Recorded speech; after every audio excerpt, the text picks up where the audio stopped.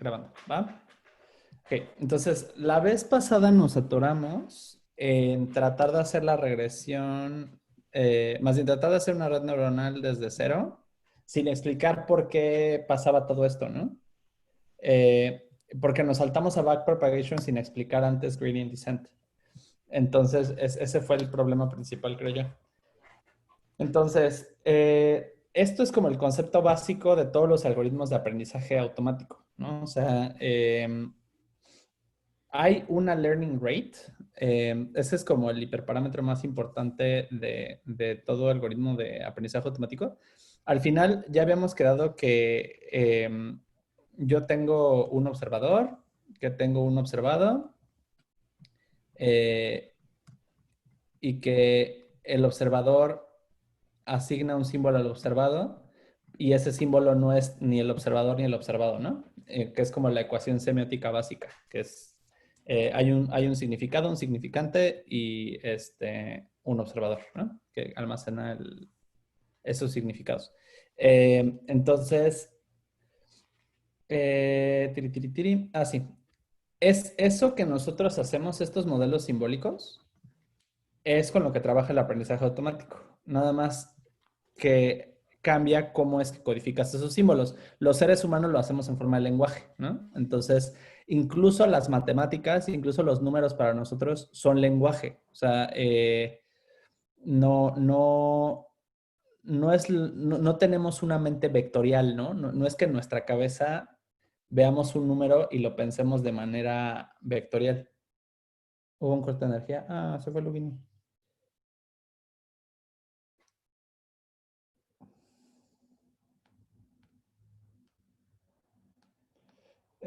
Ok. Entonces, a pesar de que podemos pensar en los vectores como concepto y podemos pensar en el número como concepto, es de una manera lingüístico-simbólica, no es como la computadora que tal cual pues es patrones de números y que el número sí es algo físico para la computadora, ¿no? Entonces, todos los modelos que vamos a crear de alguna manera son esta parte, ¿no? Simbólica. Y ahí están los conceptos de abstracción y de ambigüedad que se repiten en los lenguajes naturales. Nosotros ya hemos hablado cuando vimos el tema de Word2Vec que dependiendo del tamaño de los embeddings era cuánta ambigüedad o cuánta abstracción podía codificar. Entonces, a lo que yo me refería con eso es que si yo tengo un solo observado, puedo codificar un símbolo para este observado, que es X, por ejemplo, ¿no? Y luego todo lo demás que no es este observado puede ser no, no X. Hasta que yo conozco otro observado y entonces tengo que ahora crear un nuevo símbolo para ese nuevo observado y entonces tengo X y luego no X y no Y, ¿no? Entonces, eso es lo que habíamos visto en la primera clase. Entonces, esto es el límite de codificación de cada símbolo, ¿no? Cada símbolo va a poder almacenar una cantidad específica de significado sin ambigüedad.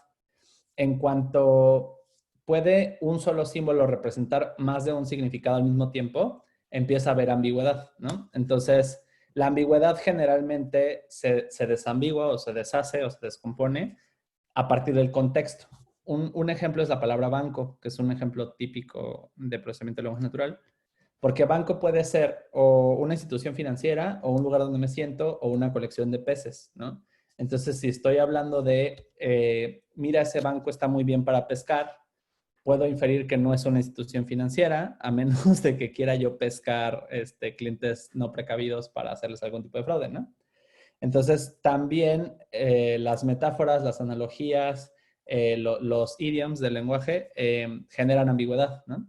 Y todo ese es el tipo de cosas que son muy difíciles de interpretar en procesamiento de lenguaje natural porque las computadoras no son muy efectivas en desambiguar contexto, ¿no? Entonces, como uno de los grandes retos incluso para GPT-3 es esta parte de la referenciación en el contexto. Entonces, ¿qué tan bueno es nuestro modelo de aprendizaje automático? Tiene que ver con qué tan bueno es ese modelo interno de almacenaje de símbolos, ¿no? Que en el caso de la inteligencia artificial basada en métodos de descenso de gradiente es un vector, pero no es el único tipo de redes neuronales que existen, ni es el único tipo de algoritmos de aprendizaje de aprendizaje automático que existen. Esa es una parte que mucha gente, por estar viendo tutoriales de TensorFlow y de Keras, todas estas cosas, cree que es lo único que hay, ¿no? O sea, que solo existe el aprendizaje automático basado en álgebra lineal y en descenso del gradiente, pero no, hay muchos otros algoritmos que no son estos. Yo les enseño estos porque son los más comunes y son los más fáciles de aplicar y son los que generalmente la gente te pide cuando estás buscando trabajo, ¿no? Pero no es lo único que hay. Entonces, la efectividad de un modelo basado en descenso del gradiente está en su complejidad. Y la complejidad puede ser tanto número de neuronas como número de capas, ¿no?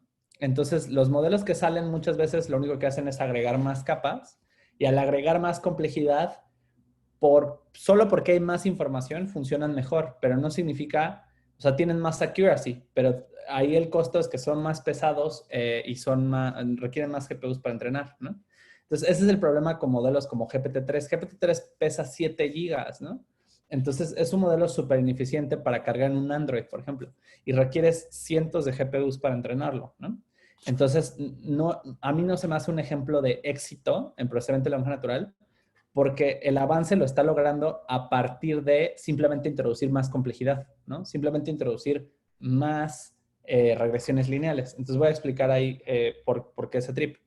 Entonces, la regresión lineal nosotros ya habíamos hablado que es simplemente tratar de predecir una línea que nos refleje la distribución de un set de datos. Entonces, nuestro set de datos con el que hemos estado trabajando en las últimas clases es el set de casitas de Idealista, que se compone de habitaciones, metros, planta y precio, ¿no? Entonces, en este caso voy a tomar la primera columna, que es la de los metros. Entonces, aquí simplemente estoy cargando el dataset de Idealista y aquí estoy escogiendo todas las filas. Esto es renglón y esto es columna, ¿no? Entonces, todos los renglones para la columna 1. Acuérdense que empezamos a contar desde el 0 en Python y en muchos otros lenguajes de programación. Y aquí Y, pues es simplemente la última columna, ¿no? Otra manera de expresar esto pudo haber sido -1, para decir que es, o sea, contando de la última columna una antes, pero como estoy seguro de que hay 4, pues la última es n-1, o sea, 3, ¿no? Entonces aquí tengo X y Y. Y lo que voy a hacer aquí es plotear esto, o sea, para que puedan ver cómo se ven esos metros, cómo es la distribución de estos metros. Entonces, aquí tengo la distribución. ¿Qué pasa? Estamos muy acostumbrados a escuchar el término Big Data, ¿no? O sea, como, y la gente se pone la medallita de, sí, es que hacemos Big Data, es que tenemos un chingo de datos, es que procesamos 1 millón de registros. Y a mí me gustaría que en la cultura popular empiece a usarse el término Big Information, porque no hay que confundir datos con información. Datos es simplemente un registro simbólico de significado, ¿no? Pero ese significado puede ser aleatorio, ¿no? O sea, si yo agarro un montón de caracoles con formas irregulares, que esto pasa muy seguido. Ustedes pueden ver millones de ejemplos de lectura de té, lectura de café, lectura de caracoles.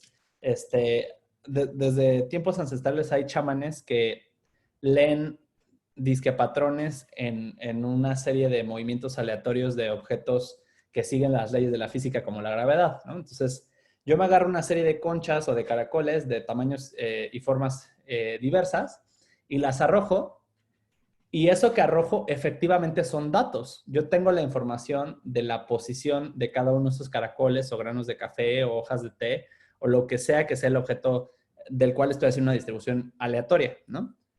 Y yo puedo interpretar patrones de esos caracoles y de ese café y darle el significado que yo quiera. O sea, yo puedo decir, sí, claro, es que aquí formó un caballo porque vas a hacer un viaje, ¿no? O, es que aquí formó una rosa porque te vas a enamorar, ¿no? Y yo le puedo poner cualquier significado que quiera. Y ese es un problema muy grave de los seres humanos, que quien quiere ver algo, va a ver algo en donde sea. O sea, no importa que no haya nada que ver, ¿no? O sea, el que quiera sacarle significado a algo, sobre todo la gente que cree en el destino, ¿no? Como de, ah, sí, pues todo pasa por algo, entonces seguramente esto pasó porque shalala, ¿no? Somos súper buenos para ver información y significado donde solo hay una distribución aleatoria, ¿no? Entonces hay que tener mucho cuidado porque sin plotear los datos es muy fácil eh, agregarle significado a algo que no tiene significado, que es aleatorio. Entonces, ¿qué pasa aquí? En este caso, para saber si algo aporta información o no aporta información, lo primero que vamos a tratar de medir es si puede ser reflejado o modelado con una función conocida, sea x al cuadrado, x al cubo, x sobre y, logaritmo natural de x, ¿no? Si una función común puede reflejar lo que tengo ahí, esto es información, ¿no? O sea, hay efectivamente un patrón modelable dentro de estos datos. Si esta scatterplot, por ejemplo, esta scatterplot tranquilamente podría ser una función exponencial o una función lineal, ¿no? Ambas gráficas, como hay tan poquitos datos, ambas gráficas más o menos le pegan, ¿no? Y yo no necesito una red neuronal para modelar datos tan simples. O sea, yo podría vivir perfectamente con una línea y literalmente ajustar a mano los parámetros. Usamos algoritmos de aprendizaje automático porque son tantos los parámetros que hacerlo a mano estaría cabrón. Entonces, la regresión lineal viene de la estadística, ¿no? O sea, ya los estadísticos hacían regresión lineal a mano antes de que nosotros lo hiciéramos con Python, ¿no? Entonces, el aprendizaje automático es simplemente lo que pasa cuando a la estadística le agregas poder computacional, ¿no? Que en lugar de que lo hagas a mano, pues hagas que una máquina lo haga, ¿no? Entonces, también por eso hay que tener mucho cuidado en los trips antropomórficos que sacan instituciones como OpenAI, ¿no? Que es, ah, sí, GPT-3 ahora es capaz de generar texto. Yo he hecho chatbots de verdad, o sea, como real deal con GPT-3 y no funciona tan chido como sacan en la prensa, ¿no? Tiene un montón de errores.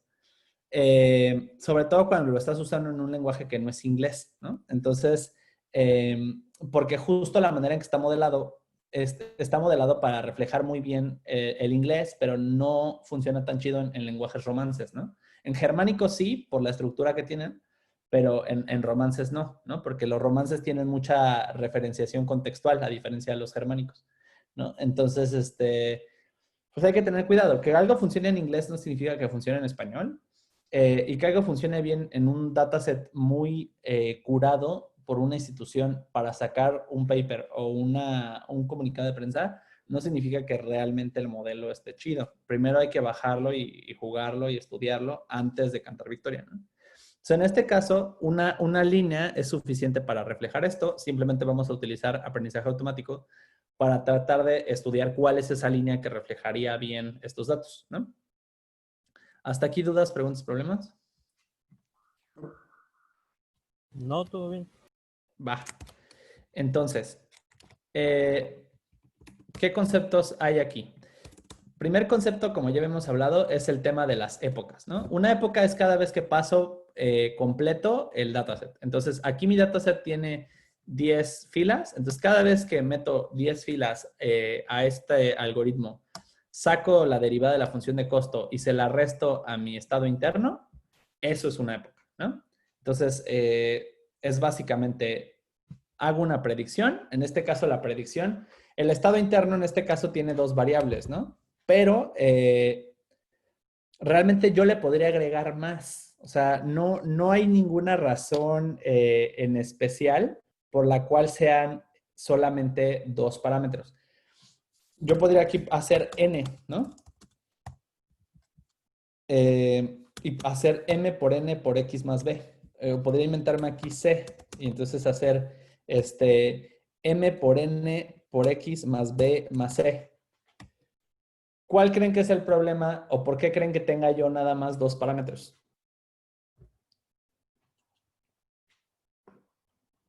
Porque aumenta mucho la complejidad. No, todo lo contrario.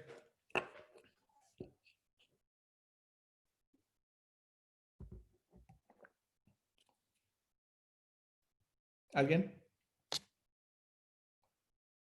Yo lo ¿La n me pensaba- aporta algo más de información? O sea, si yo hago Exacto. m por n, ¿hay información nueva distinta a la que tendría con m? No, justamente, o sea, con M y B puedes llegar a cualquier vector posible, ¿no? Eso creo que es lo que es. Entonces no necesitas sumar cualquier parámetros porque ya puedes llegar a cualquier punto en el plano. Ujú. Y a eso me refiero a Big Data versus Big Information, ¿no? O sea, aquí tengo muchos datos.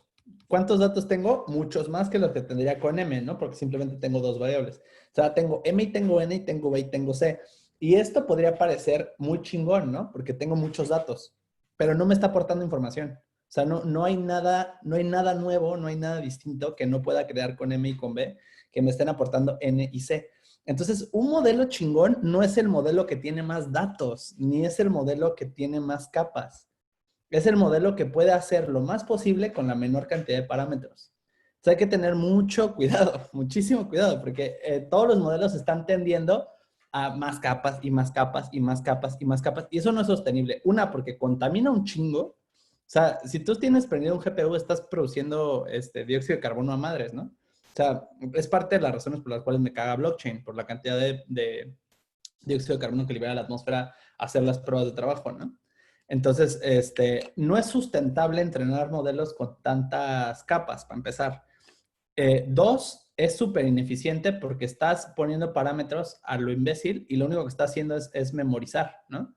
Entonces, hay que pensar un poquito más profundo para poder hacer modelos que compriman información, que cada vez tengan menos capas y esas capas reflejen más información.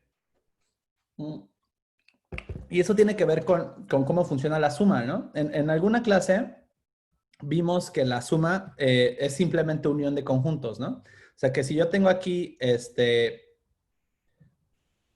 en una bolsa, 3 asteriscos, ¿no? Y yo tengo en otra bolsa 2 asteriscos. Ahí. No sé por qué de repente no me deja dibujar. Yo puedo simplemente desplazar mis 2 asteriscos a una nueva bolsa donde estén tanto estos 3 como estos 2, ¿no? Y eso es la unión de conjuntos. O sea, si yo tengo un conjunto de 3 y lo uno con un conjunto de 2, hay un nuevo conjunto, ¿no?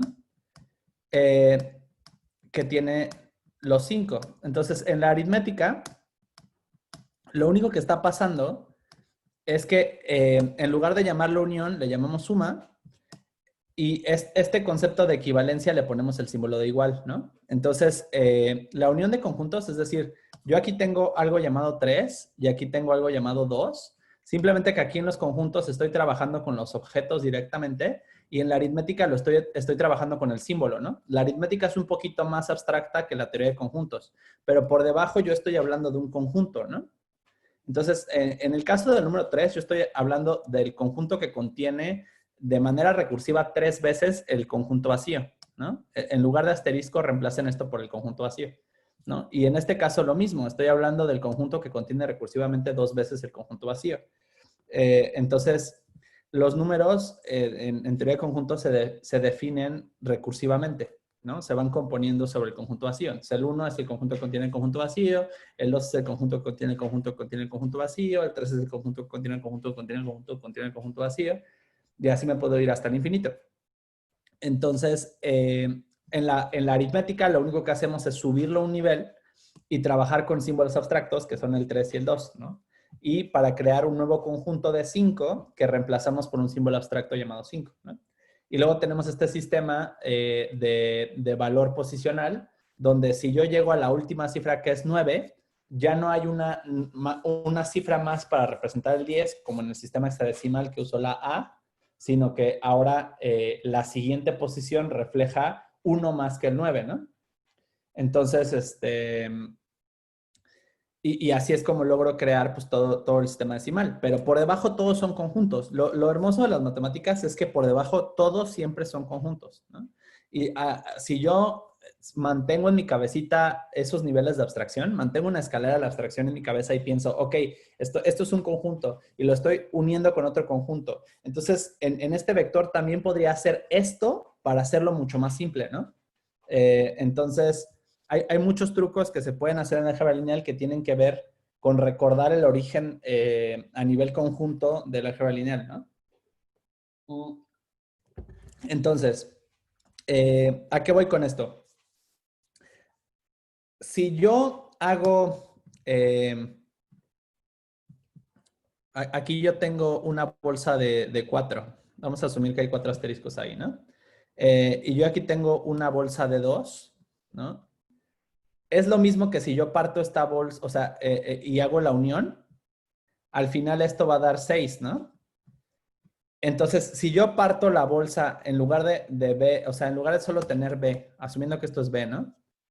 Y lo uno con MX, ¿no?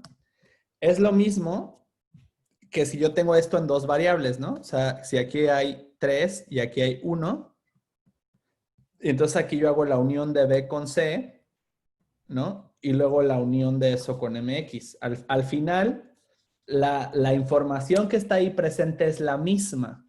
Entonces, si yo estoy tratando de reflejar esa información, la cantidad de información es conservada. Agregar nuevas variables no genera más información, solo distribuye la información que ya existe. Y este concepto es súper importante, la ley de conservación de la información, ¿no? Si hay 5 significados y yo agrego una nueva variable, no va a haber 6 significados, va a seguir habiendo 5 y solo se van a distribuir en las variables que yo tengo. Entonces, eso es el argumento central para no agregar más variables, ¿no? Porque simplemente son una combinación lineal de las variables que ya existen. Si yo hago B y C, no va a crear nueva información, simplemente va a distribuir la información que ya existe. Entonces, no tiene caso tener C y no tiene caso tener N porque son una combinación o una distribución de la información que ya está ahí presente. Y eso las redes neuronales lo cambian agregando la no linearidad, que esa sí genera nueva información, porque crea una nueva, una curvatura o una nueva manera o una nueva distribución que no se puede generar con la multiplicación y con la suma solitas, ¿no? O sea, si yo hago, ya dijimos que la suma es unión, ¿no? Y luego el único tema con la multiplicación es que es escalamiento o repetición, dependiendo si yo lo veo desde el punto de vista geométrico o desde el punto de vista aritmético, ¿no? Entonces, si yo tengo un conjunto de 2 y yo hago la multiplicación por 3 de ese conjunto, esto es equivalente a simplemente tener 3 bolsas de 2, ¿no? Y entonces hacer la unión de esas 3 bolsas de 2 y eso efectivamente me da 6, ¿no? O simplemente el conjunto que contiene a esas 3 bolsas de 2, ¿no? Entonces, yo puedo ver la multiplicación simplemente como unión repetida, ¿no? O si lo estoy viendo desde el punto de vista geométrico, si yo tengo aquí un vector de tamaño 2, pues es simplemente poner otro vector aquí y otro vector aquí, y al final el vector total resultante, la magnitud resultante, pues es 6, ¿no? Entonces, yo lo puedo ver tanto como unión repetida, sí, propagar la unión 3 veces, o simplemente escalamiento, ¿no? Tengo un vector y lo escalo por otros, por n-1 de su misma magnitud, ¿no? Entonces, pues al final la cantidad de información nueva que aporto no cambia, simplemente la distribuyo, ¿no? Entonces, la predicción eso es lo que hace, me dice cuánto tengo que escalar X y hacia dónde tengo que mover X. A nivel geométrico también la suma representa movimiento, ¿no?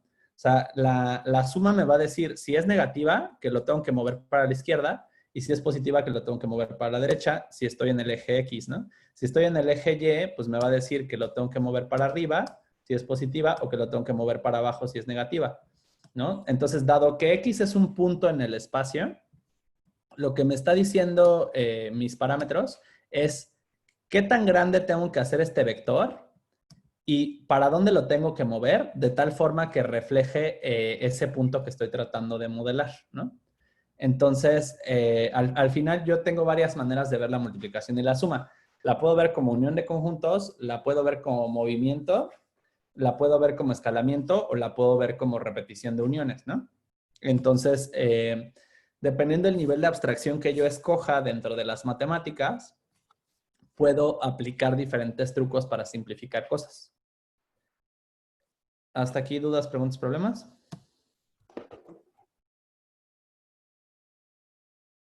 Solo para ver que me haya quedado bien claro.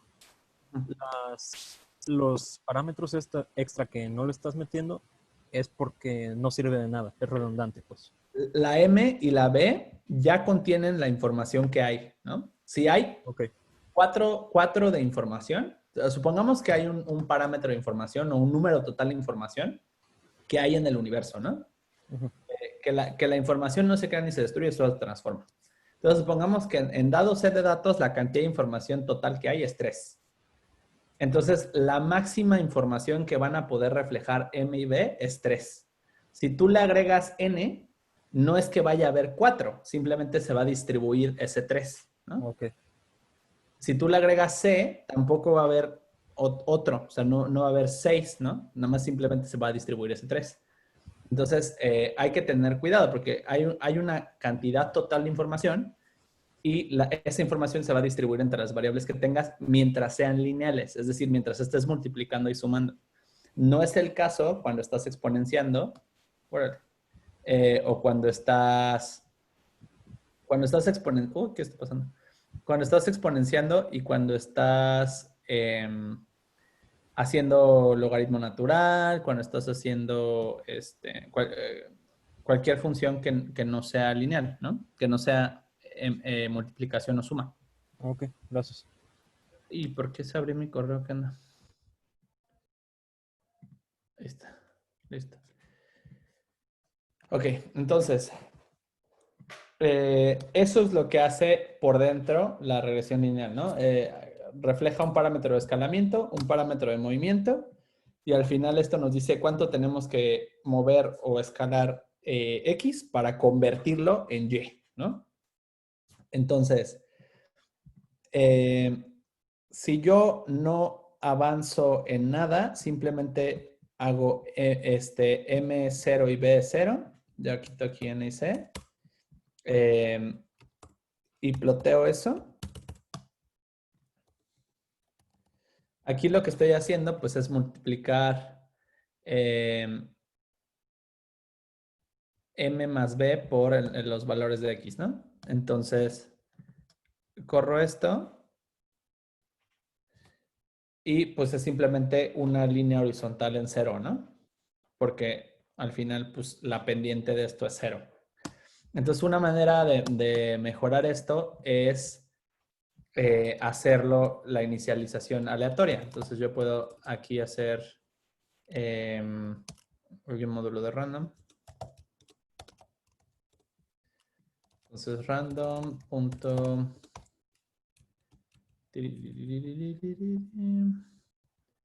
rand int, por ejemplo. Y le digo aquí una del 1 al 100 y multiplico esto por 0.1 para escalarlo, ¿no? Se te fue el 1. Toca yo. ¿Dónde? O sea, la A y la B. Y luego aquí lo mismo, ¿no? Entonces empiezo con otros parámetros aleatorios.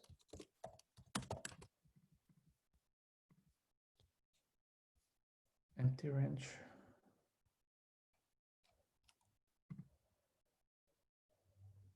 Y start y stop. Ah, ya entendí. Igual, ajá, exacto.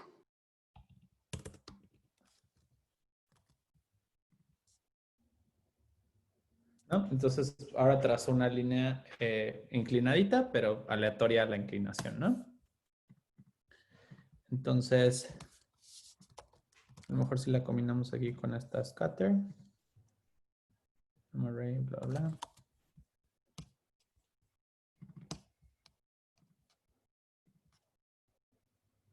¿no? Entonces, es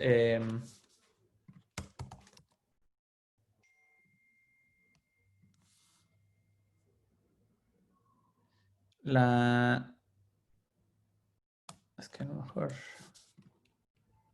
¿cómo lo hacemos para que no la dé de otro color?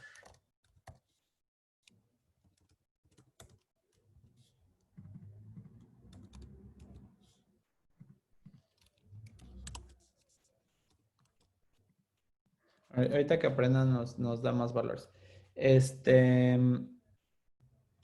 Entonces, por ejemplo, si yo hago una época, no nada más, empezando aleatoriamente con una learning rate ¿qué otros parámetros hay aquí? Una vez que ya predije, la función de costo es esta que ya hemos hablado, ¿no? Que es la suma de los errores cuadrados, que debe ser esta. Entonces, la suma de los errores cuadrados lo único que hace es tomar cuál es mi valor real, tomar cuál es mi predicción y hacer la diferencia. No importa si va primero uno y luego el otro, porque a la hora de elevarlo al cuadrado, o sea, el símbolo que haya se va a volver positivo. Entonces, da igual, ¿no? Da igual si es primero la y predicha o es primero la y normal. Lo elevo al cuadrado y me da, ahora sí, la cantidad de error que hay y luego lo divido entre mis ejemplos y ya me da el error total, ¿no? Entonces... El elevarlo al cuadrado solamente es para deshacerse Y del para signo. derivar, ¿no? Porque si yo lo tuviera lineal, la derivada es 0. Ok. Entonces, al elevarlo al cuadrado ya lo puedo derivar, ¿no? Lo hace derivable. Entonces, esta simplemente es la derivada parcial respecto a m. Como aquí tengo yo dos variables, la derivada parcial respecto a m y la derivada parcial respecto a b, ¿no? Entonces, esto simplemente es la derivada. Entonces, yo aquí tengo mi error. En el caso de respecto a m, pues lo multiplico por x, sumo esto, ¿no? Y luego ya esto lo multiplico por menos 2 sobre el número de ejemplos que hay, que es básicamente la ecuación de la derivada, que es esta de aquí, ¿no? Aquí está la derivada respecto a m, es esta de aquí, ¿no? Tengo mi mx más b, en lugar de c, pues es b. Y aquí está mi predicción, ¿no? Y entonces mi derivada es menos 2n, que es esta de aquí, menos 2n. X por x.shape 0, pues es renglón y columna, ¿no? Entonces es el número de renglones que tiene x, que son 10. Entonces menos 2 sobre 10. Y eso lo multiplico por x, que aquí está, y y menos y hat, ¿no? Que son estos. ¿Estamos? Es básicamente la representación en Python de la ecuación de la derivada. Y lo mismo con la derivada respecto a c, ¿no? En la derivada respecto a c, pues tengo menos 2 sobre el número de ejemplos que hay con la suma de los errores, ¿no? Entonces aquí es lo que está pasando, menos 2 por n, que es el número de filas, y luego por la suma de los errores, que es y menos y hat, ¿no? Da igual el orden, y hat menos y o y menos y hat. Y aquí lo único que estoy haciendo, que es por la razón por la cual se llama descenso del gradiente, ya dijimos que gradiente es un vector de derivadas parciales, entonces simplemente yo le estoy restando esas derivadas respecto a m al parámetro m y luego le estoy restando ese vector de derivadas a el parámetro b.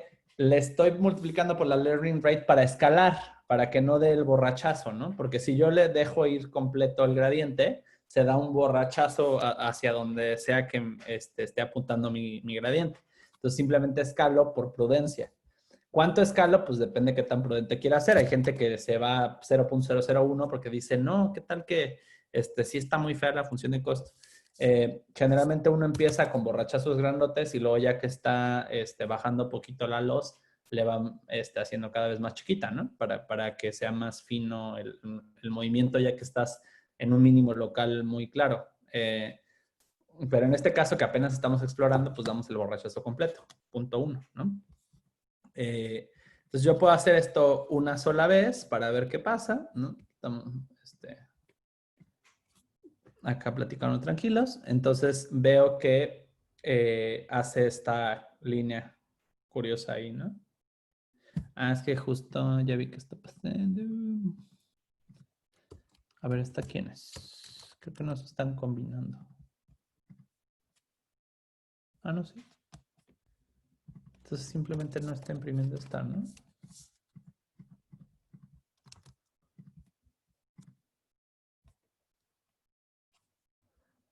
Sí, simplemente no imprime la XY. Bueno, se los pongo lado a lado entonces para que no haya bronca.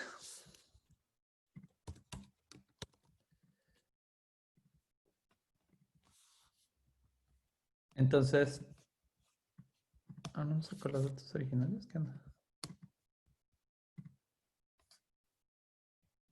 Estos son los datos originales, ¿no? Que es esta pendiente hacia arriba.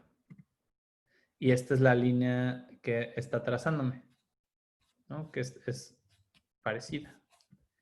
Quiero poner una sobre la otra. Espérenme tantito. A ver.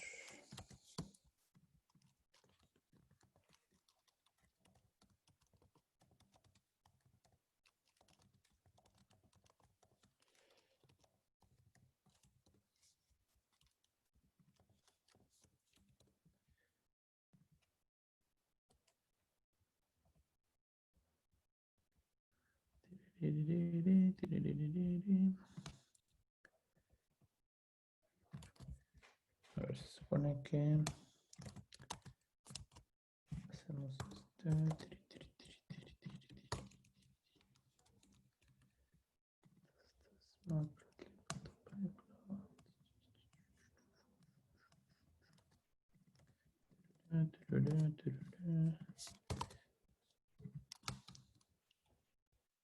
Esto es X, esto es Y, esto es X vals, esto es Y vals.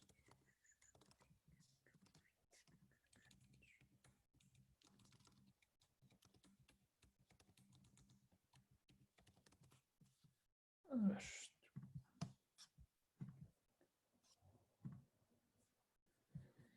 Creo que ahí ya no tendría que haber bronca.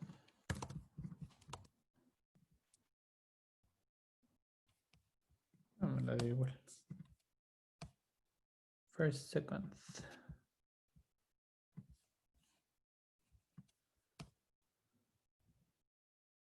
Porque parece que no tienen nada que ver las escalas, ¿no? Entonces, estos azulitos son los datos originales y luego los rojitos son los que andan. ¿Dónde anda mi línea? Que anda por acá. Que nada tiene que ver, ¿no? Entonces, si yo le doy más épocas, en teoría cada vez mi línea tendría que ser más cercana a la distribución real, ¿no?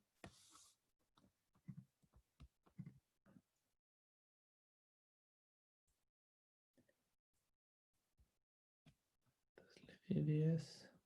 Pero aquí está imprimiendo. Okay. Entonces ahí yo me aventé, empecé en 0.48, 0.44 y va calculando diferentes pendientes y diferentes ¿Ves? vallas, ajá, para este dataset, ¿no? Entonces, si uso el método original que tenía para plotear, no la quería tener como plots separadas, pero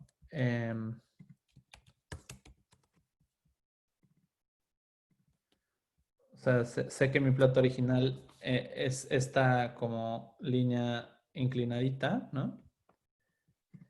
Y luego me está prediciendo esta línea como al revés, entonces no tiene nada. Entonces, a lo mejor necesito una learning rate un poquito más sweet y a lo mejor más épocas. Entonces, ahí están mis datos originales. Y no, me sigue prediciendo una línea muy rara. A lo mejor si la volvemos a empezar en 0.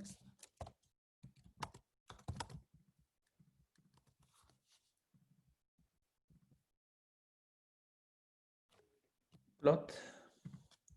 No, por alguna razón le gusta mucho. Tocayo, en la fórmula matemática estabas invirtiendo, creo que estaba invertido y menos y hat en tu derivada parcial. Igual y es el símbolo el que está mal o estoy loco. Está invertido. ¿Dónde? Ajá, exacto, ahí donde estabas, donde dice son, según yo, o sea, igual y no es al revés. Digo, no sé, pero Chanzoni nada más está invertido eso y por eso sale al revés la línea. ¿Esa parte no la estaba elevando al cuadrado? O igual y eso es, exacto. Esta ya es la derivada, ¿no? No, está igual, mira.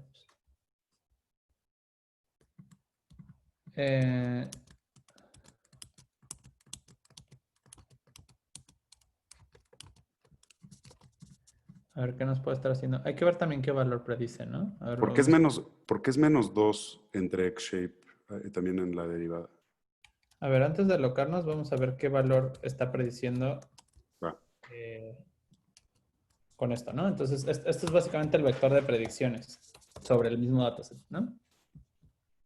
Entonces, estamos contemplando la columna 1, acuérdense, ¿no?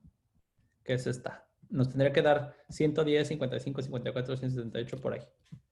Entonces, si la inicializamos en 0,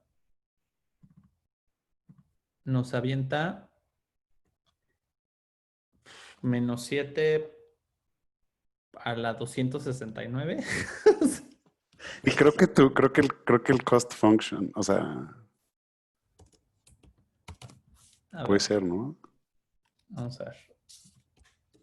Esto es muy divertido, señores. A ver, ahí empezamos en punto 84.2 y vamos en 37.933. Que eso es 110, 55, nada que ver. Entonces, si le agregamos dos épocas, vamos en punto 96.04 y terminamos en 23.122, luego menos no sé cuánto, menos 63 no sé cuánto. O sea, nos fuimos muy cañón, muy arriba, ¿no? Entonces, Igual y tu algoritmo sí le sirve a los que rentan casas y todo, ¿no? Ya ves los precios que ponen. a ver, entonces, eh, aquí me están explotando los gradientes. Aquí estoy en m por x más b.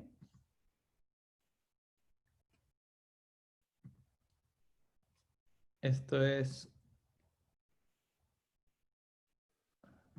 O sea, creo que digo, sin ser tan experto, creo que por ahí va. Está en el cost function.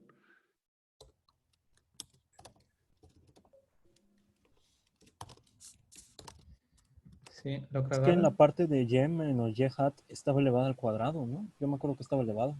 Pero está elevado la función de costo original. Y luego cuando derivas, aquí queda el 2, mira. Ok. Ajá, o sea, ya derivaste, entonces por eso está el 2. ¿Y es negativo? ¿Por qué es negativo? ¿Era negativo el original? No, Tocayo. creo que justo están mal los símbolos. Es que Sí. si el exponente era 2 no tiene que ser menos 2, tiene que ser 2 positivo, ¿no? Pero en la fórmula sí me acuerdo que estaba como menos 2. Ah, la fórmula es esta. A verla. Ajá. Está como menos Ah, pues 2. está menos 2. Entonces, Pero si lo Pues ahí estás... estás bien. Ah, no, sí lo estás dividiendo. sí, es que Entre n por... a ver, aquí estamos en menos 283 y menos 11478. A ver, y si nos vamos neta muy...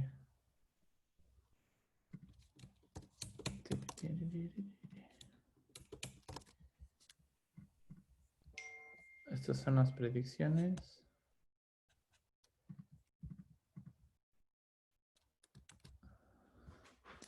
A lo mejor necesito hacer mucho más chiquita la learning rate.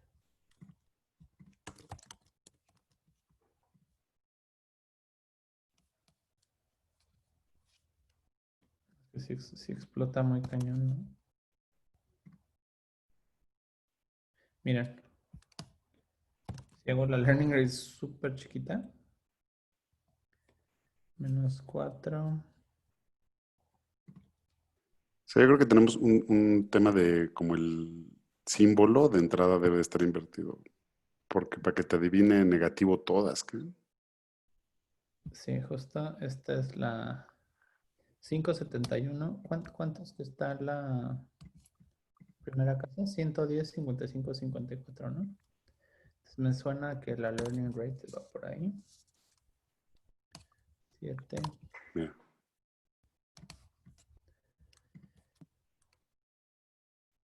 12. Entonces ya está muy alta. Con un poquito más de focas.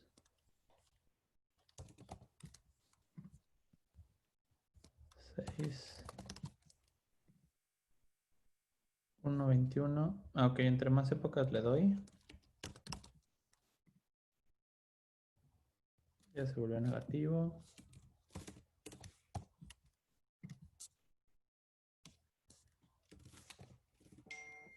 A ver, si tengo 10 épocas con 2 de learning rate, todo chido. 3. Andan en el orden de los 6. Ahí ya se murió, ¿no? A ver, espérate. Hacemos una. Fíjate, está bien chistoso. Hacemos learning rate completo de la derivada. Terminamos en 445,000. Con 2 épocas ya nos mega elevamos, ¿no? Hacia abajo. Ujú. Entonces, Tocayo, ¿sabes que estaría interesante como ver el primer vector y el vector, el segundo vector que lo está restando, ¿no? las derivadas parciales. Sí, igual, nada más un ciclo y ver, de decir, a ver, ¿cuándo empezamos y qué está restando, ¿no? Porque pues debe de ser o sea, no es para ver cómo son esos. O sea, las predicciones originales son. Ujú. El vector empieza en 0. A En ver, no. 0. Y luego En 10, por ejemplo. y lo primero que hace es, Ahí está. Esto es como asumiendo que M y B son 10. ujú, Y luego mide, o sea, ahí está el vector de predicciones. Luego la derivada parcial respecto a B es esta. Digo, a M es esta y respecto a B es esta, ¿no? O sea, puta, güey. Ajá. ah, Está perdida, güey. y es un chingo, ¿no? Perdida, güey. Pero si se la sumamos, como ya viene negativa, pues ya queda 335,510. Entonces, si yo hago 2 épocas, ay, se le over. Si yo hago 2 épocas, ya la segunda predicción es súper alta, ¿ya viste? Ujú.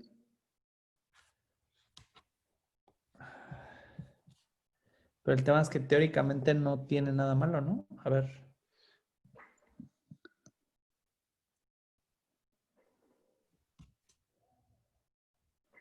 O sea, esta es la derivada. No te hace falta bueno, esto igual es una abusada, pero no hace falta un paréntesis. Yo tampoco soy programador, pero en la derivada parcial de D, al final no hace falta un paréntesis y está tomando algo mal después de y hat, en la partial D respect to B, un abajo.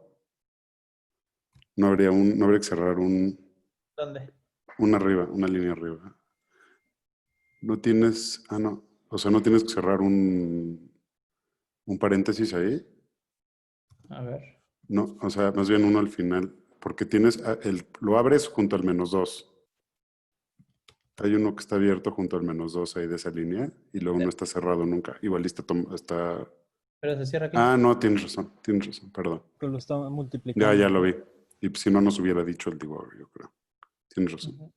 O sea, es que las dos derivadas que tenemos son -2 sobre n. Y aquí está, ¿no? -2 sobre n. Ahora vamos a ver. Está bien cagado. ¿Cómo van? Dos clases, Ahorita la encontramos, güey. dos cálculos, pero está cagado, ¿no? Porque en sí el cálculo está correcto. O sea, es menos 2 sobre 10, ¿no? Aquí está 10. No sé si haya un equivalente a Catemaco allá en Madrid, güey. Y al inicio una limpia, güey. Por la suma. Y llevar tu computadora. Fíjate que hoy me traje la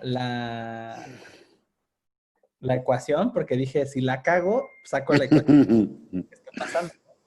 Pero no, pues mira, aquí estás x' por y menos y', ¿no? Ujú. Está bien. X prima, sí, claro. Y la x Esa- punto shape en 0 es la que representa la n, ¿verdad? ¿Cuál? Esta es la Ajá. n. Y, Ok. y esa función, estamos segurísimos que está haciendo eso porque no la, exacto, porque no la vemos. Aquí está. Ajá, igual y no está jalando bien esa. Estoy seguro que sí, pero mira, aquí, para estar seguros, saco la Sí, n y la sí, vuelvo sí. en A ver qué dice que es N. 10. Sí, está bien. Es lo Está bien. que me frustra un chingo que, o sea, matemáticamente está haciendo lo correcto, ¿no? Aquí están las dos Por la derivadas suma de... por la suma de y menos y hat. Aquí está. Eso es lo que me raya cañón, que es como de, güey, sí, ahí está. Entonces, esto es la suma de los errores, ¿no? Print Sí, sum de sí, claro.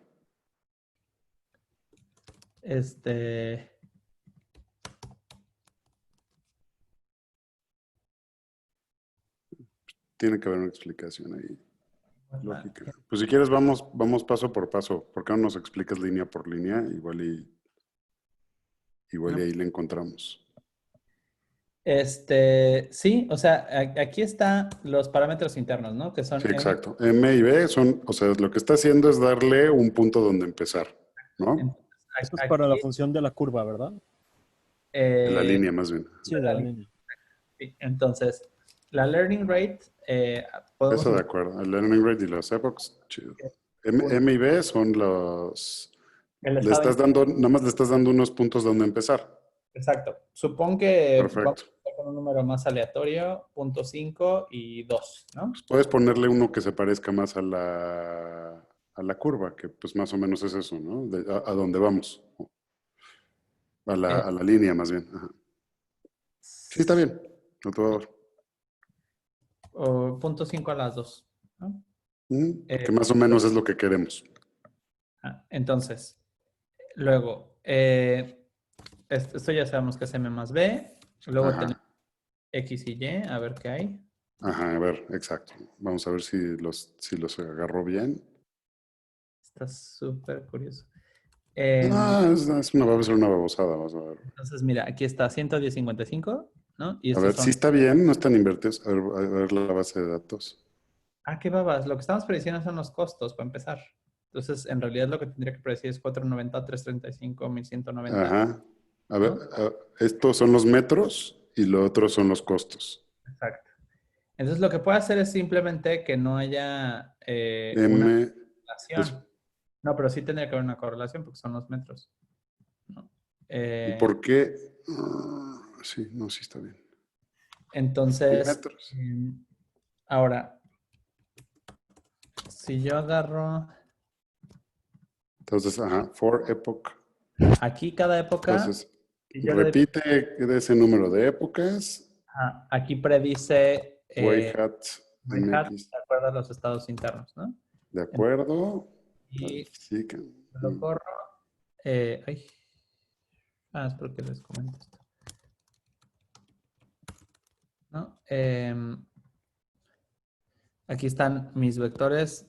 Empiezo en estas predicciones con 0.5 y 0.5 y a la hora de restarle mi gradiente explota gigantescamente, brutalmente, ¿no? Sí, debe de estar en el cost function, debemos de estar haciendo algo muy raro. Ahí. En la derivada parcial. -2, sí estoy de acuerdo que es igual a la... Oye, Tocayo, ¿y si usas un cost function prehecho? Bueno, yo sé que estás tratando de desmenuzar todo esto para nosotros. Pero... Sí, en la derivada parcial, por ejemplo, aquí empieza en un número extremadamente gigante. Mira, -2 entre n, que es o sea, es un quinto por, vamos a pensarlo, por la suma de X. Lo que sí es que la learning rate es la que hace ese clipping. Entonces, para que eso no pase, la learning rate tendría que ser súper chiquita. Para que no explote gigantescamente, ¿no? Aunque están negativos todos. Entonces, técnicamente, bajo esa premisa, estas llevars, que son ya mis predicciones de todo el vector, tendría que ser como un número más chulo. Mira, 58, 30, ¿no? 30. ¿Cuánto tengo Mm, aquí? Mis precios 490, 335, 1190, 58, 30, 30, ¿no? Entonces, Pareciera que te está prediciendo al revés el número de metros, o no está invertido algo ahí, porque está. no, porque Y es el número de... Y es el precio que es este de Ujú, aquí. ujú. 65, 59. Eh, 55. Mira, aquí parece ser que ya tiene un comportamiento un poquito más bonito. Más lógico.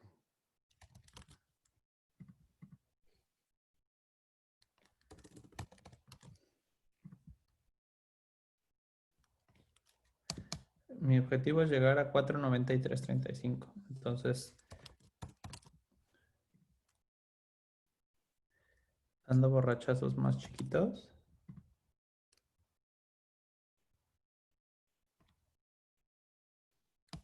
Estos borrachazos ya se centraron mucho, entonces a lo mejor necesito un borrachazo menos.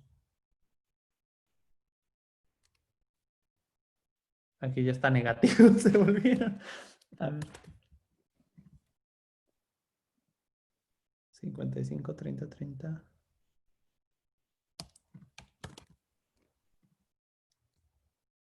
Menos 16. Menos 723.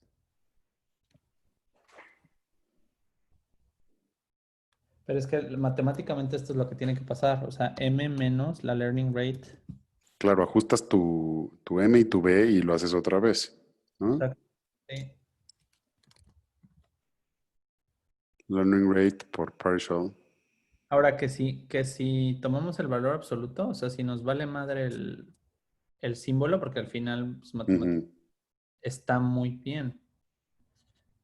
¿Ves? Mira, 1700, 1164, sí. 1190, 2096. O sea, si ignoramos el símbolo, Igual y le quitas ahí el. Sí. que esa es otra, ¿no? Que en la práctica muchas veces haces muchos truquitos de este tipo. Mira, si le ponemos un valor absoluto, Sí, ya. Sí, este, estamos más o menos ahí ya. esto es 723, 490, 325, 259. Mira, vamos a imprimir uno con uno. A ver qué pasa. Print con llevars, ¿no?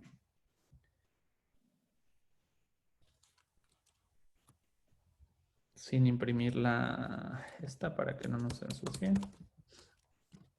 Dándole 10 épocas. O sea, 10 épocas tengo 490 contra 63. A 100 épocas tengo 490 contra 55. A 1000 épocas tengo 490 contra 16. 10,000 épocas tengo 490 contra 723. Si le bajo el borrachazo. Wow. Es el espíritu malévolo de tu computadora, compadre.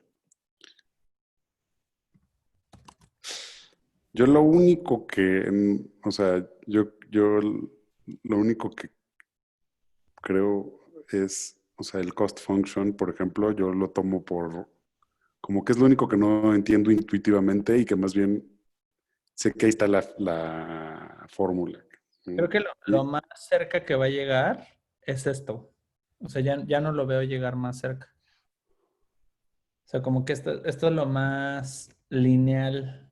ahora lo que está diciendo ahí es, tú ingresaste, o sea, es la predicción, ¿Se acuerdan lo digamos. que les dije de que había un número finito de información que podía reflejar una variable? O sea, si ustedes ven el scatter plot original, eh, sí hay como aquí deviants, ¿no? Vean, si trazamos una línea, aquí hay uno que se sale y aquí hay otro que se sale, ¿no? Mm. Por ejemplo, estos dos son muy, muy fuera de la... Mira, si quito estos son mucho más parecidos. Entonces, técnicamente, la línea tendría que ser más lineosa, ¿no? Entonces, cuando yo predigo, pues es mucho más cercano, ¿no? O sea, se ajusta mucho más porque simplemente mira, 521, ¿no? O sea, también tiene que ver con la información que hay en esos datos. Entonces, esto es lo que dijiste de la información, más bien de los datos que no nos sirven de nada. ¿Sería más o La menos por ley eso? de la conservación de la información, ¿no? O sea, hay una información en estos datos que esta línea lo más que puede reflejar es esto. O sea, lo más cerca que puede llegar a estar, que esto es el nivel de accuracy, ¿no? O Ujú. sea, es a cuántos, o sea, cuánto porcentaje le atina con un rango de error. Entonces, 521 contra 570, ¿no? El otro 195, sí está gacho. 191. A ver, la regresión lineal, esta, si tomo solo los metros, sin tomar lo demás, ¿cuánto me arroja en la vanilla? Ujú. No le gustó. Igual y porque borraste unos datos de la base de datos original, ¿no? No sé. Ah, no, porque aquí siempre debe tener dos dimensiones. Yo sé qué me está diciendo. Sí, es porque aquí siempre debe tener dos dimensiones. Entonces aquí x igual a numpy array, array de x, import. Entonces, ay Dios, 1.7.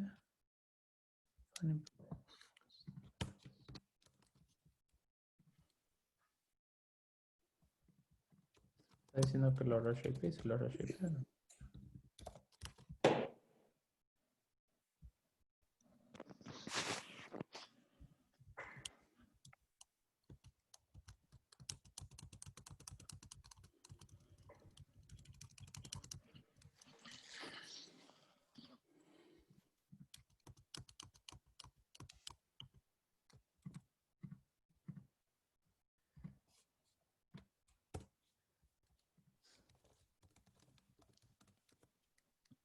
Un 0, 1, 2. ¿Cuál pedimos la 1, no?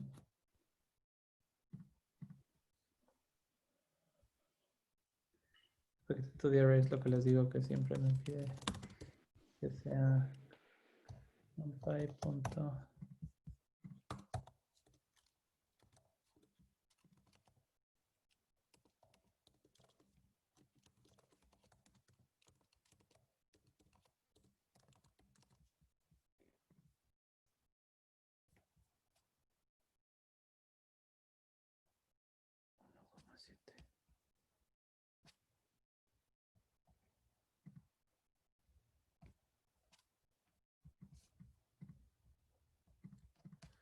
No sé qué pedo. Pero sí, o sea, básicamente esto es como lo más cerca que llega al modelo dada una línea, ¿no? Que eso es lo que les decía que Fair es la enough. contra las redes neuronales, que al final las redes neuronales son aproximadores universales porque a mayor cantidad de regresiones, es decir, cada neurona es una regresión lineal, ¿no? Y lo que pasa acá, aquí estábamos haciendo nuestra red neuronal, es agregar esta no linearidad que es la sigmoide, ¿no? Que es lo que dijimos de 1 sobre 1 más e a la menos x, o en este caso z, ¿no? Entonces, esto es esta funcioncita que es como una S, que por eso se llama sigmoide. Ujú. Eh, esa no linearidad que le agrega es lo que aporta más información. A diferencia de sumar y multiplicar, que ya dijimos que no importa cuánto sume y multiplique, no me agrega nueva información, ¿no? Mientras que esta linearidad, no linearidad, sí, ¿no? Porque hace como esta curvita bonita. Entonces, lo que está pasando en este caso es otra vez una regresión lineal, que es la que estoy haciendo aquí, pero ahora le estoy pasando esta no linearidad, que es la sigmoide, ¿no? Si se dan cuenta, esta es la misma derivada, la que habíamos hecho la vez pasada, ¿no? Entonces, como que la gran diferencia o cómo es que una regresión lineal evoluciona a una red neuronal es simplemente que en cada capa de la red neuronal tengo múltiples regresiones lineales y luego todas esas múltiples regresiones lineales las paso por una no linearidad y eso genera como un conjunto de líneas, ¿no? Que al pasar por la no linearidad se vuelve un conjunto de curvas. Y luego al yo agregarlas, ese resultado, ese conjunto de curvas a la segunda capa, al ser este conjunto de curvas la entrada de la segunda capa, que son regresiones lineales, esas regresiones lineales están ocurriendo sobre el conjunto de curvas, ¿no? Esto es una regresión lineal de las curvas. Entonces, ahora lo que está pasando es que tengo curvas de curvas, es decir, curvas compuestas, ¿no? Y si voy componiendo y componiendo y componiendo curvas, pues voy obteniendo formas mucho más intricadas, ¿no? Y puedo reflejar perritos y un panal y la llanta de un coche y una cara, ¿no? Porque al final lo que yo estoy haciendo es componer un montón de curvas.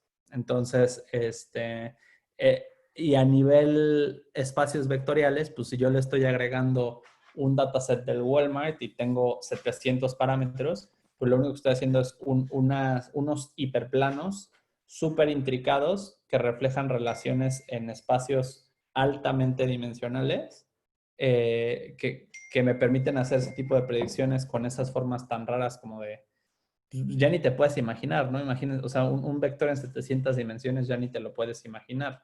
Cómo es que se tuerce y curva y espacialmente en 3D, pues lo puedes colapsar con métodos como Disney, pero ya no significa nada realmente, ¿no? Entonces, esto es básicamente lo que les quería platicar hoy, o sea, como que hay una cantidad finita de información, o sea, aquí tengo solamente 7 ejemplos, ¿no? Y si yo agrego estos 3 ejemplos que le quité, estas líneas son muy distintas, o sea, la línea que refleja esto contra la línea que refleja estas dos, es muy distinta considerando una sola variable, ¿no? Si yo ya considero las 3 variables, a lo mejor ya me da un hiperplano tridimensional que refleja mejor esta distribución, ¿no? Estas features, 2 features nuevas que no estoy contemplando, a lo mejor sí me aportan nueva información que me da una mejor forma de transformar, porque al final esto es un punto en un espacio de 3 dimensiones que yo quiero transformar mediante multiplicarlo con m y con b en este punto en otro espacio de una sola dimensión, ¿no? Entonces, al final, lo que significa la regresión lineal es una transformación en un espacio vectorial donde le estoy preguntando cómo tengo que mover y escalar el punto X para convertirlo en el punto Y, ¿no? Entonces, estas 2 features me pueden aportar más información sobre cómo se debe manipular ese vector para convertirlo en este vector, ¿no? Y entonces sí hay una ganancia de información. Al yo agregarle la no linearidad, también hay una ganancia de información. Al yo agregar una nueva capa, hay una ganancia de información, ¿no?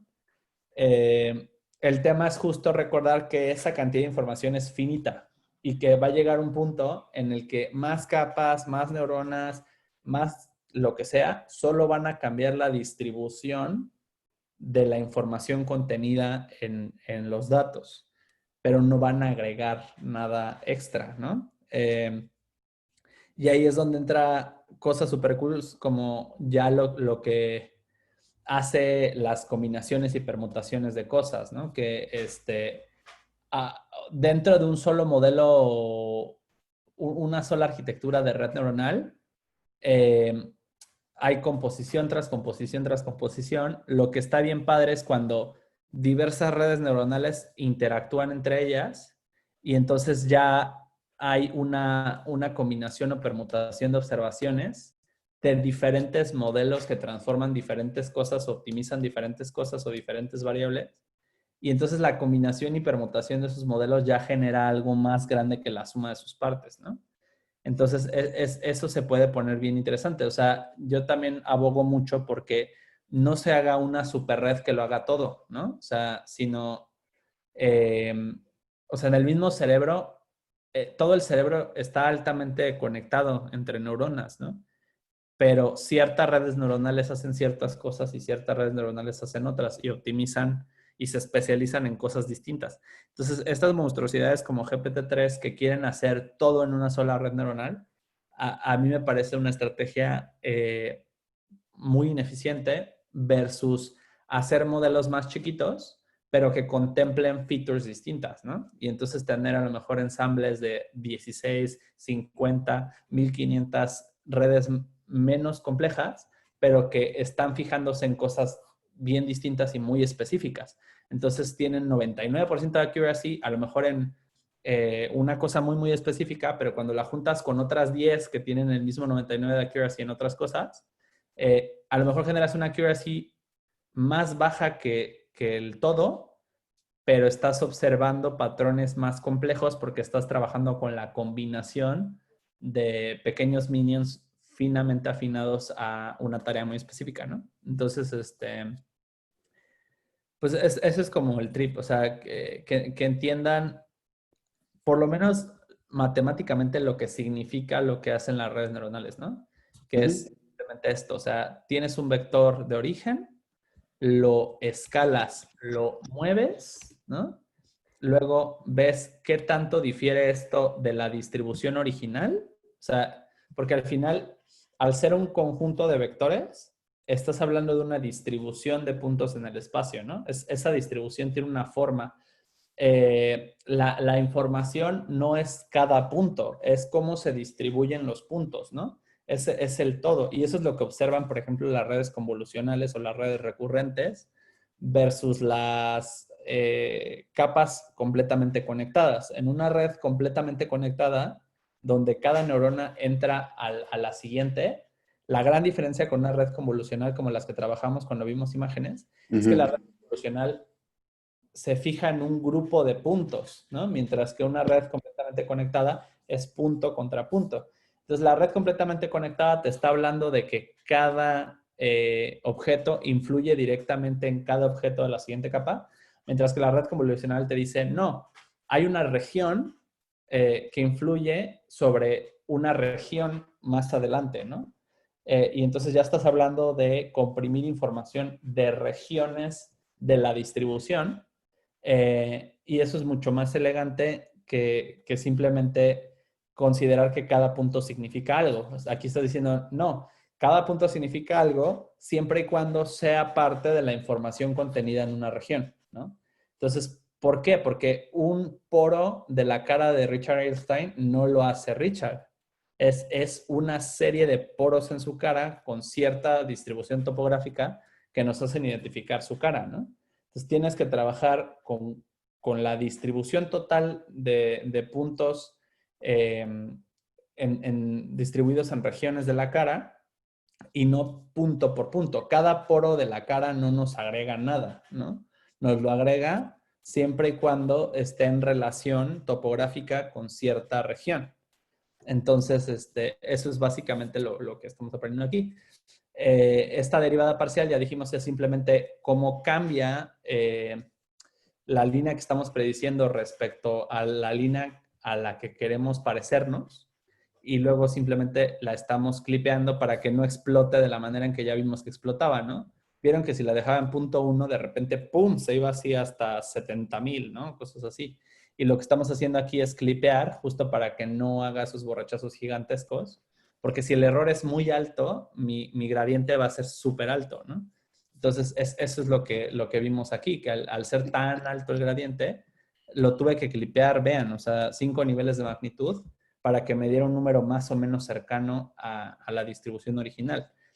Y esto es un dataset de juguete, ¿no? Pero obviamente en los datos reales, o sea, imagínense cuando se están enfrentando con históricos de una aerolínea, ¿no? Pues, o sea, esa distribución de datos va a tener una forma súper compleja y van a tener que jugar con muchísimas épocas, con muchísimos learning rates, con muchísimas arquitecturas, con diferentes cantidades de neuronas y diferentes cantidades de capas, diferentes tipos de manera de conectarse para reflejar esa distribución, asumiendo que hay información en esa distribución, asumiendo que hay una cantidad de información finita en esa distribución y que una vez que yo ya encontré una buena arquitectura, mi trabajo ahora es irla comprimiendo y comprimiendo y comprimiendo hasta que esté seguro que si quito una capa estoy perdiendo información, ¿no?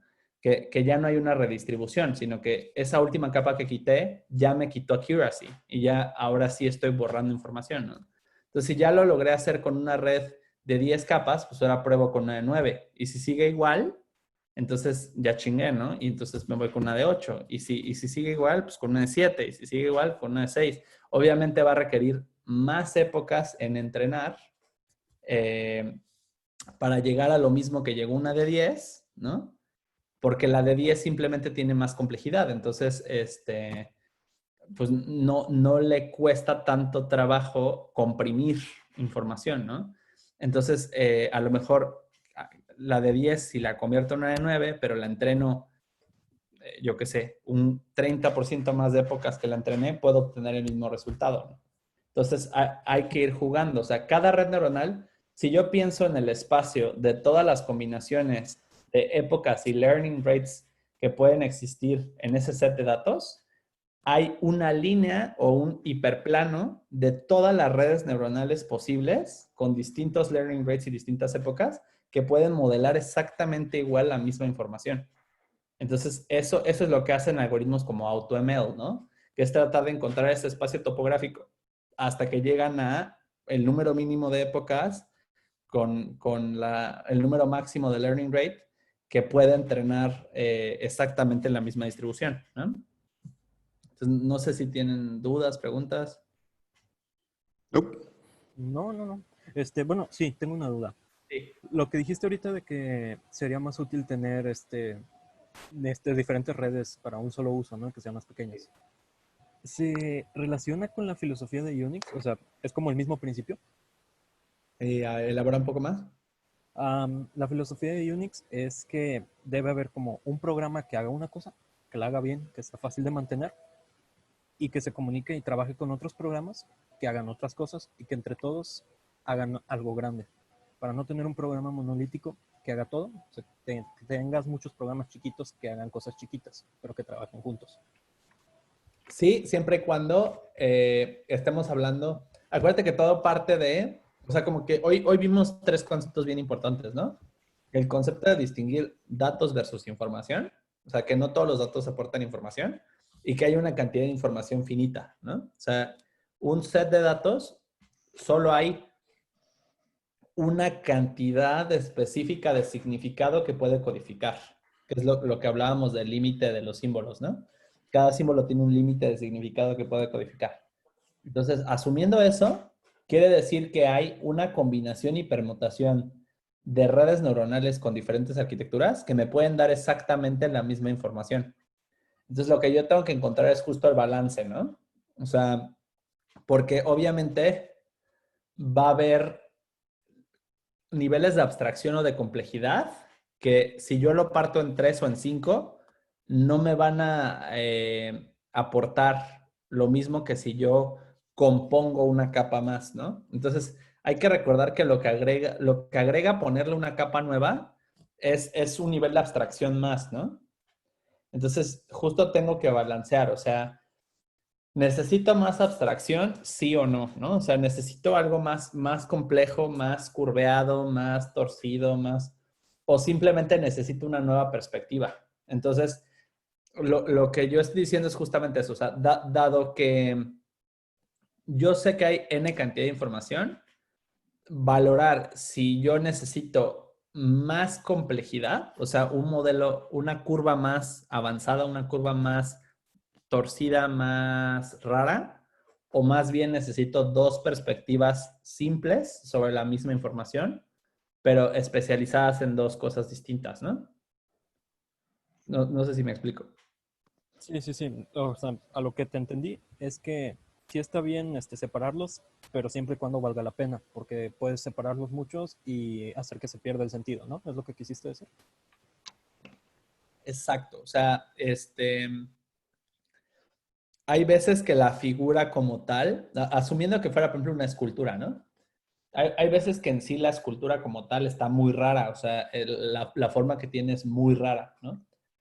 Pero también puede ser que tenga yo una escultura que de un lado se vea de una manera y de un lado se vea de otra. A lo mejor de un lado es azul y del otro lado es roja, pero son iguales de los dos lados. Simplemente lo que cambia es que en una es roja y en la otra es azul. Entonces, hay que saber distinguir entre un caso donde necesito dos perspectivas versus un caso donde necesito una sola perspectiva, pero más compleja, ¿no? Ok, ok, gracias. Ujú. O sea, por ejemplo, política, economía, todas estas cosas. Hay temas donde digo, ok, si supiera más, podría hacer algo mejor. Y hay veces donde es, o si tuviera más personas que supieran lo mismo, podría hacer algo mejor, ¿sabes? Si lo traduces a humanos, es como de, en este problema necesito un humano más sabio o necesito más bien 10 humanos, ¿no? Sí, ok, gracias. Ok. ¿Tú, Richard, todo cool? Todo cool. Nada más, a ver, yo entiendo, viendo el programa, regresando al programa, estaba viéndolo. O sea, ya para dejarte ir, tocayo. O sea, en vez de hacer la derivada, ¿por qué no uno podría hacer nada más la resta? Siempre me he preguntado eso. O sea, agarré y Por- decir, a ver, o sea, si yo tengo, o sea, si la Y es, la diferencia de mi Y con la que inicié y la que yo adiviné es uno, ¿por qué no agarro y digo, a ver, con la que empecé y con la que acabé y las restamos y listo? O sea, ¿por qué hacer ese cost function? em, o sea, porque, entiendo que la derivada es una diferencia al final, ¿no? Pero, a ver, dime. porque Por, no es cómo cambia el dataset, es cómo cambia la función de costo. ok, ya. O sea, lo que tú estás tratando de hacer, o sea, si la función de costo, hay una, es que te digo que todo aquí tiene que ver con distribuciones, ¿no? O sea, Ujú, con regiones y espacios completos. Entonces, esta función de costo puede ser una tripa rarísima así, ¿no? ujú, Entonces, tu, tu óptimo, tus parámetros correctos, al final tiene que ver con combinaciones y permutaciones, ¿no? Creo, Porque, creo que ya me contesté la pregunta. O sea, lo que yo digo funcionaría para relaciones lineales, pero esto es un aproximador universal, ¿no? exacto, Ya. Y entonces necesita ser una derivada porque tú estás moviendo una curva, no. Si todo fueran aproximaciones lineales, pues no habría bronca, pero no haces esto tampoco, ¿no? O sea, y aparte por la cantidad de datos, porque este método es estocástico, es un método probabilístico, ¿no? Por la cantidad de datos, porque si no tendrías que estar sampleando cada dato y aquí puedes samplear grupos de datos, ¿no? ujú, porque es una curva. Sí, Dependiendo ya, del ya. punto, sino de la distribución completa, de cómo cambia la distribución entera. Estás como promediando las diferencias, ¿no? Entonces por eso empleas O sea, cálculo, estás básicamente. de la dirección general de la distribución. ¿Cómo cambia la distribución general sampleando un número pequeño de datos de una distribución completa? ¿No?